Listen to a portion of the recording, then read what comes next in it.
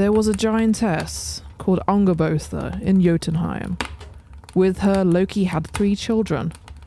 One was Fenrir, the second Jormungandr, the third Hel. And when the gods realized that these 3 siblings were being brought up in Jotunheim, and when the gods traced prophecies stating that from these siblings great mischief and disaster would arise for them, then they all felt evil was to be expected, to begin with because of their mother's nature, but still worse because of their father's.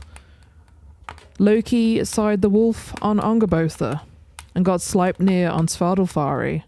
The witch alone seemed most evil.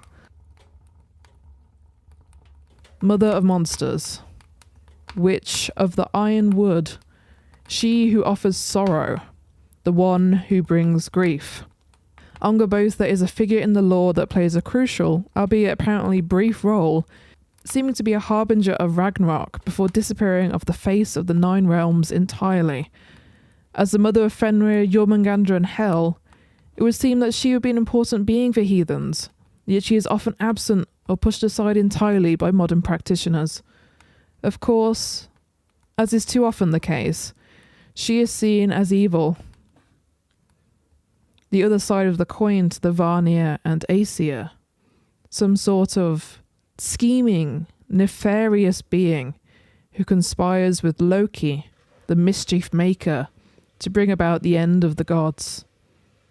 Now, if you've been listening to the podcast for long enough, you know that we tend to hold a pluralistic perspective. This isn't Christianity. We don't have entirely good and entirely evil gods or beings. So who is she? Who is Angrboda? To her worshippers today, with me being among them, she represents many things. Like her mate Loki, she is a bringer of change, dramatic change, massive change. To me, as a Jotun, she embodies the unpredictability of nature, the untamable side of it. If the Vanir and Aesir often embody civilization, structure, law, the harnessing of nature, the mastery of it, then many of the Jotun stand on the other side of the spectrum, and Angrboda is no different. She has many names, and many more that are theorized. Is she Gulveig? The being who was stabbed and burned 3 times by the Aesir? That's an almost impossible question to answer. But what we can say is that, from the Eddas, she is an outcast, feared, almost exiled, living in total or near total isolation. She's minding her own business. She is, by all regards, a victim of prophecy. Her children taken away, thrown into the depths of the sea and the mists of Niflheim, or bound, stabbed through the muzzle. Loki seemingly distances himself from her, and her story, by almost all considerations, ends there.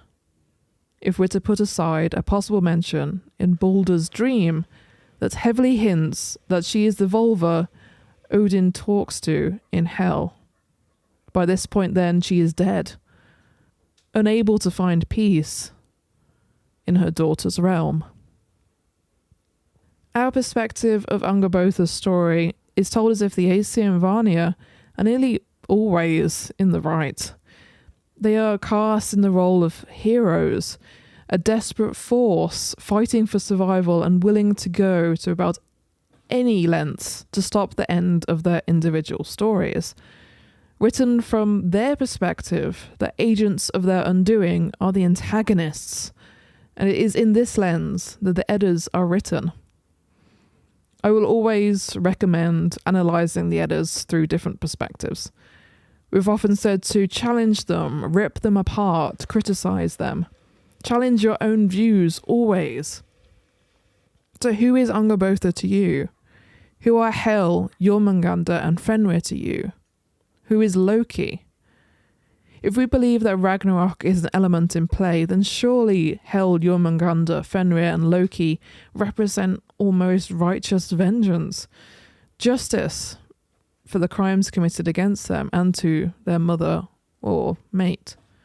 Angrboda's story is peppered with holes and cut off far too soon.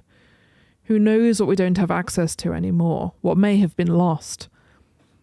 I'm a firm believer in not taking any of our beliefs at face value, and indeed not taking our law at face value.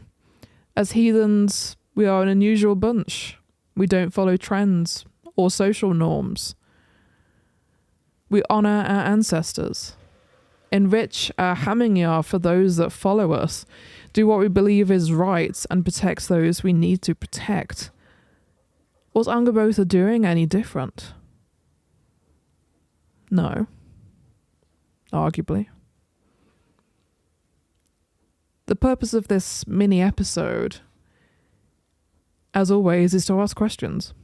In heathenry, we rarely find ourselves in a position to give solid answers. But Angrboda, in the language that we have in the Eddas, both poetic and prose, and often in the heathen spaces we find ourselves in, she's often villainized. And again, it's only recently that Loki himself was seen as a valid figure to worship in these spaces. And I would argue that Angrboda still has that paradigm shift to happen. So, listeners, who is Angrboda to you? What does she represent? How do you worship her if you do? How do you tackle some of the accepted norms in heathenry? Something to think about. And I hope you all have a fantastic start of the year. See you in the next episode.